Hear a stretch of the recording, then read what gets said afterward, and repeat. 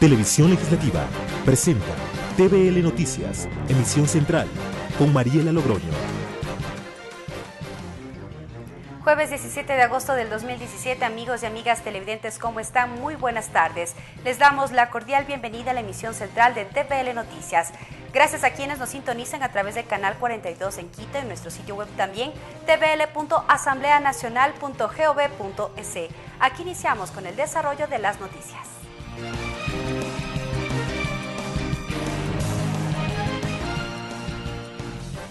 Esta mañana el Grupo Parlamentario por los Derechos de las Mujeres de la Asamblea Nacional presentó oficialmente el proyecto de ley orgánica para prevenir y erradicar todo tipo de violencia contra las mujeres. La iniciativa contempla la corresponsabilidad con otras instituciones para la adopción de medidas de prevención, un registro único de víctimas, red de protección para las familias de víctimas de femicidio, pero además la propuesta reconoce todo tipo de violencia.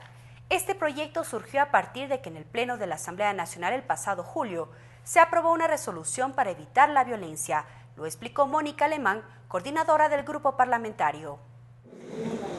Un proyecto de resolución que fue aprobado en esta Asamblea Nacional por unanimidad, en donde nos pusimos como un objetivo que en 30 días tendríamos un documento base de discusión para erradicar y prevenir todo tipo de violencias. Como grupo parlamentario agradecemos aquella participación en un foro que hicimos el 27 de julio con más de 300 personas, representantes de organizaciones de mujeres y colectivos a nivel nacional, en donde también recibimos un trabajo, un proyecto que fue presentado por la Coalición de Mujeres con 27,000 firmas de respaldo que se entregó también a esta Asamblea Nacional. El trabajo realizado de este proyecto que vamos a presentar hoy también abarca aquella legislación comparada. En lo que va del año hasta la fecha se han registrado más de 80 casos de femicidio. Ante esta problemática, familiares de las víctimas y organizaciones sociales emprendieron una movilización hasta la Fiscalía General del Estado para solicitar mayor celeridad en los procesos y a su vez comprometer al Estado para emprender medidas urgentes. En el Ecuador los datos de mujeres víctimas de femicidio son alarmantes. Según la Comisión Ecuménica de Derechos Humanos, contabiliza 80 casos desde el 1 de enero hasta el 22 de junio de 2017. En el 2016 anotaron 118 femicidios en total. De los 80 femicidios en los primeros 6 meses de este año, 42 se han registrado en la costa, 33 en la sierra y 5 en el oriente. Guayas con 19 casos, Pichincha con 15, Manabí con 8, Azuay con 7 y Los Ríos con 6 ocupan los primeros 5 lugares, cifras que varían pues en los meses de julio y agosto las víctimas se incrementaron. Ante esta problemática, familiares de las víctimas conjuntamente con la organización Luna Roja con carteles en mano, camisetas con fotografías de las víctimas y consignas, emprendieron una movilización con el fin de solicitar al Estado celeridad procesal y no más impunidad. Bianca Gavilanes es representante de la organización. Que también han sido mujeres que han sufrido violencia, que han estado violentadas y que ha terminado sus casos en feminicidios. ¿Pero qué medidas son necesarias para evitar más víctimas de femicidio?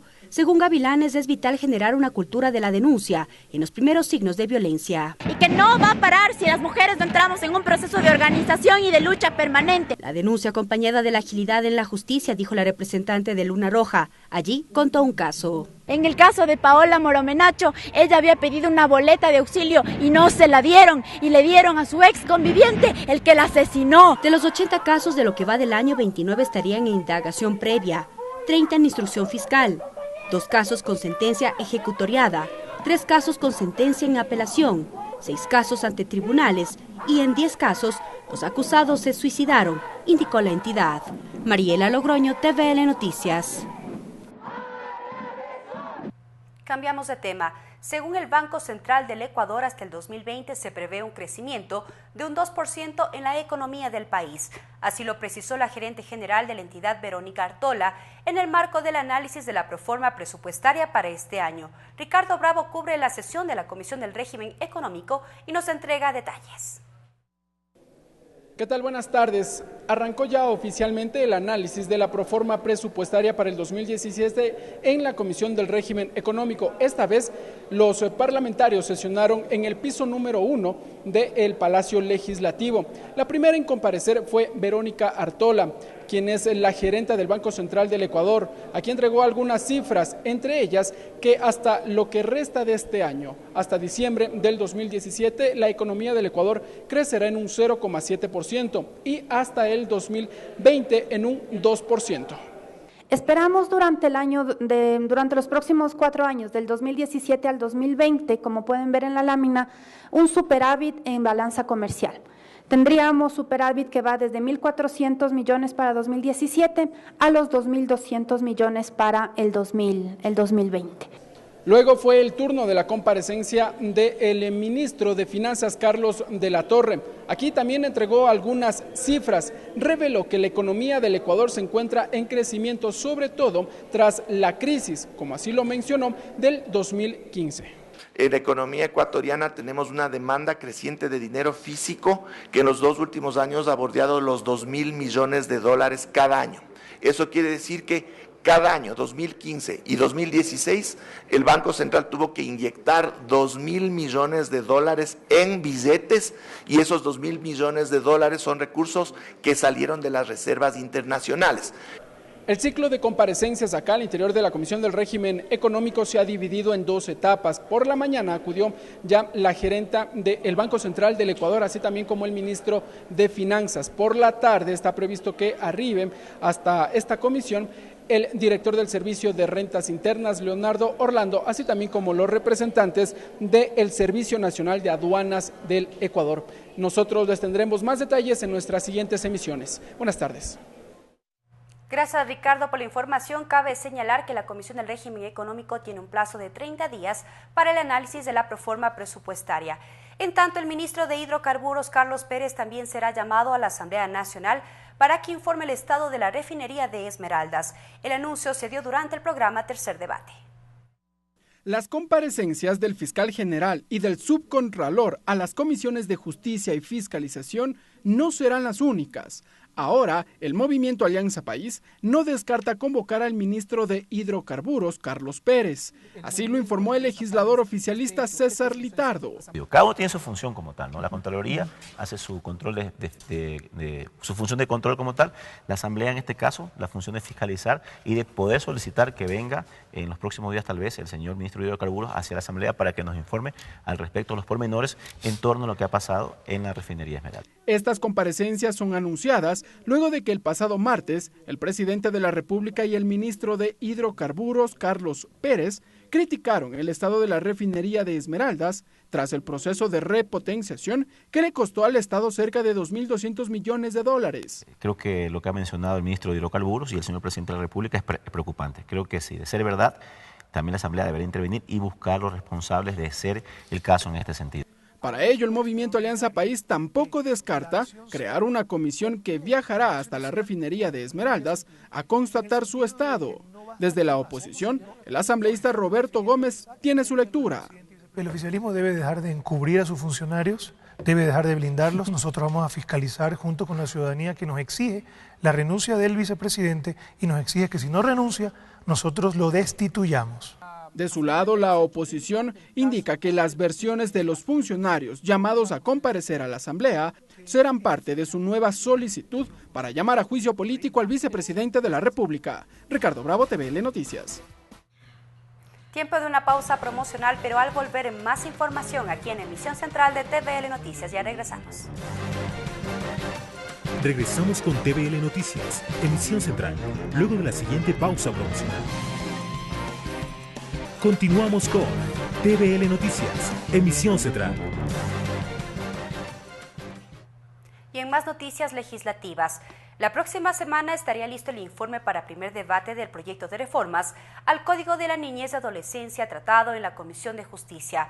Los temas que generaron debate durante la sesión de la mesa fueron los artículos referentes a las pensiones alimenticias, así como la rendición de cuentas y beneficios adicionales a la pensión. Más detalles con nuestra compañera María Fernanda Medina. Buenas tardes.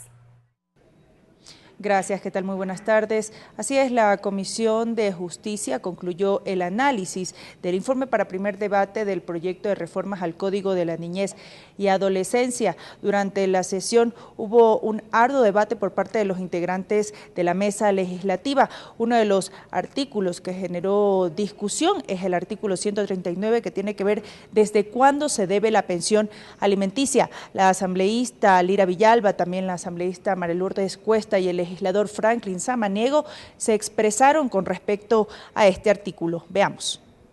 Cuando el juez se encuentre con una incidencia de esta de rebaja de pensión, pueda disponer que se cobre a lo que solicita la rebaja de pensión, pero que una vez que concluya, si acaso no se ha cumplido los requisitos o no le da la razón, tenga que pagar lo que corresponde a lo anterior, pero además, si es que fuera de mala fe, tenga también una sanción de tipo económica que pueda resarcir el tiempo en que el niño pudo haber percibido menos de los recursos que le corresponde. ¿Cómo sabemos si se va a rebajar o no?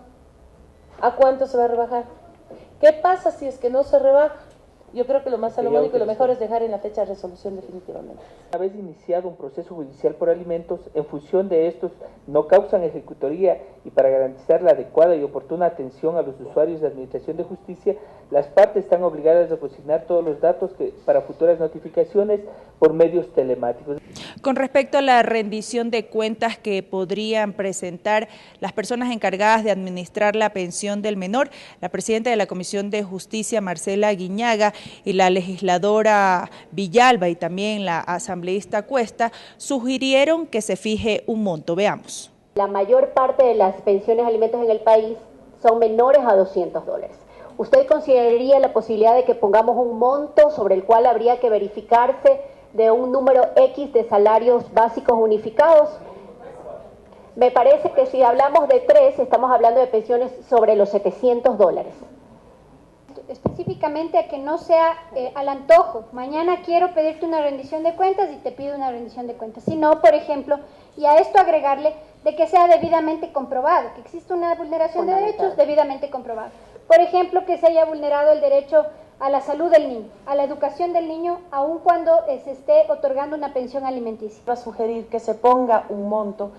El hecho de pedir una rendición de cuentas en una pensión de $100 incluso podría generarle un problema a la madre, porque nadie va a tener la facturita del transporte público y demás.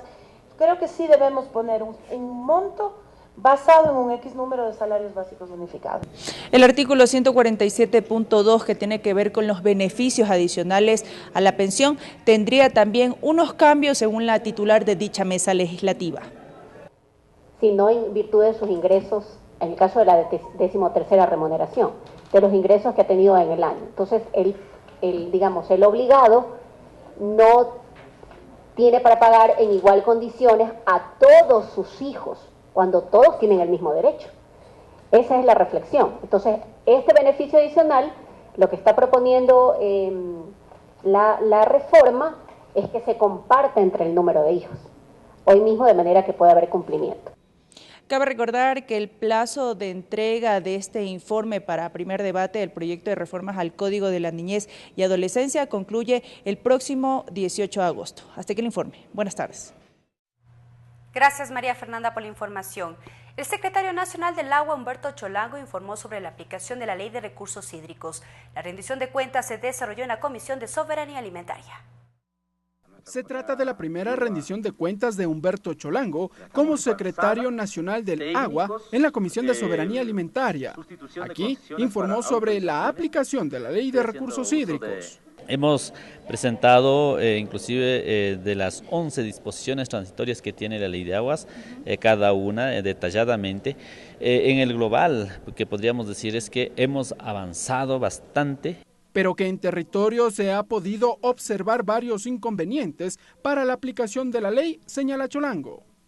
Somos una institución recién de creación, juntos con la ley, y la otra es que como estamos recién estructurando las políticas públicas, eso nos ha imposibilitado llevar así con mucha rapidez la aplicación de estas disposiciones. En lo positivo, el titular de la Secretaría del Agua indicó que ya se dio paso al acuerdo para la implementación de la gestión comunitaria del agua, así como la cooperación con el Servicio de Rentas Internas para beneficiar a las comunidades. Esto en el marco de las competencias de acuerdo a la Ley de Economía Popular y Solidaria. Y también estamos reformando el estatuto de Senagua para poder crear una subsecretaría de gestión comunitaria y participación social. La Secretaría Nacional del Agua se creó a través de mandato constitucional y viabilizada con la Ley de Recursos Hídricos. Ricardo Bravo, TVL Noticias. Garantizar la educación en lenguas ancestrales es uno de los aspectos a los que apunta el proyecto de ley orgánica de derechos lingüísticos y que ya cuenta con informe para primer debate. Ciudadanos quichua hablantes destacaron la importancia de la propuesta. El informe para primer debate del proyecto de ley orgánica de los derechos lingüísticos de pueblos y nacionalidades fue aprobado este miércoles al interior de la Comisión de Derechos Colectivos de la Asamblea Nacional. Este proyecto de ley tiene como principal objetivo proteger las lenguas ancestrales de pueblos y nacionalidades, un patrimonio intangible del país. Guaira Coro, presidente de la Asociación Comunitaria Poncho Rojos, quien fue invitado a dicha mesa legislativa en el marco de la discusión de este proyecto de ley, se refiere al tema. Este proyecto apoya a fortalecer nuestra lengua y nuestra cultura. Por su parte, la señora Juana Yupa, oriunda de la provincia de Chimborazo, lamentó que sus hijos y nietos no hayan aprendido su lengua materna. De castellano. Castellano no me habla, ya no habla en quichua, ya no pueden, ya criado desde chiquito, ya no puede doblar la lengua, pues. Eso es. En este sentido, su familiar, María Mercedes Juntamay, explicó las razones por las que no habla dicha lengua. Mis padres fallecieron cuando yo era muy pequeña y a través de eso yo traté de salir a la ciudad y en la ciudad pues yo no aprendí mucho porque no viví en el campo, porque en el campo se aprende bastante el quichua, ¿no? El proyecto de ley garantiza la educación en lenguas ancestrales como lengua vehicular desde la educación inicial a la educación superior de acuerdo a los distintos niveles de zonificación sociolingüística, progresividad y las respectivas leyes. Karel Sack, TVL Noticias. El convenio entre Ecuador y Canadá sobre transporte aéreo fue tema de análisis al interior de la Comisión de Relaciones Internacionales. Hasta dicha mesa legislativa llegaron representantes de diferentes carteras de Estado con la finalidad de aportar con mayores insumos al instrumento internacional. No obstante, todos concluyeron en la necesidad de la aprobación del mismo, pues ayudaría al fortalecimiento de las actividades económicas entre ambos países. El convenio entre Ecuador y Canadá sobre transporte aéreo busca garantizar el más alto grado de seguridad de aviación y seguridad operacional para la promoción del comercio, turismo e inversión. Bajo este argumento, la Comisión de Relaciones Internacionales, que analiza dicho tratado, recibió en comisión general a representantes de diferentes carteras de Estado del país. Juan Carlos Sánchez, subsecretario de Negociaciones del Ministerio de Comercio Exterior, sostuvo que la firma del convenio impulsa una mayor actividad en este sector, lo que a su vez trae beneficios para el desarrollo económico del Ecuador. Creemos que la conclusión de este convenio puede ayudar a aumentar esa participación en un mercado muy amplio, con una gran cantidad de personas y con mucho, digamos, con un PIB per cápita bastante amplio. Por su parte, Manolo Roda, subdirector general del Servicio de Rentas Internas, sostuvo que a través de este convenio se evita la doble imposición. Lo cual significa que el sistema que tenemos para el pago del impuesto a la renta es la del domicilio. Y en este sentido, las rentas que se generen tributarán en Canadá. Soraya Jarrín, subdirectora del Servicio de Aduanas del Ecuador, se refirió al artículo 9 de los derechos de aduanas y otros cobros que se encuentran estipulados dentro del instrumento internacional.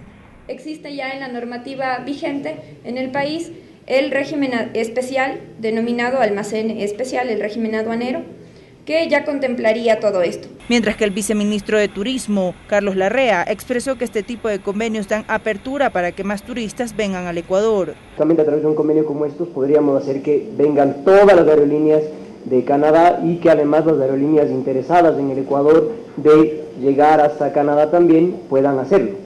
Según cifras del Ministerio de Turismo, en lo que va del año han ingresado al país alrededor de 15.000 turistas canadienses y se prevé que dicha cantidad aumente con la aprobación de este acuerdo. María Fernanda Medina, TVL Noticias.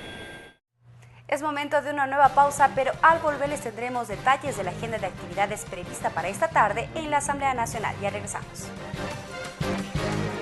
Regresamos con TVL Noticias, emisión central, luego de la siguiente pausa promocional. Continuamos con TVL Noticias, emisión central. Gracias por continuar en nuestra sintonía. A continuación les presentamos la agenda de actividades para esta tarde.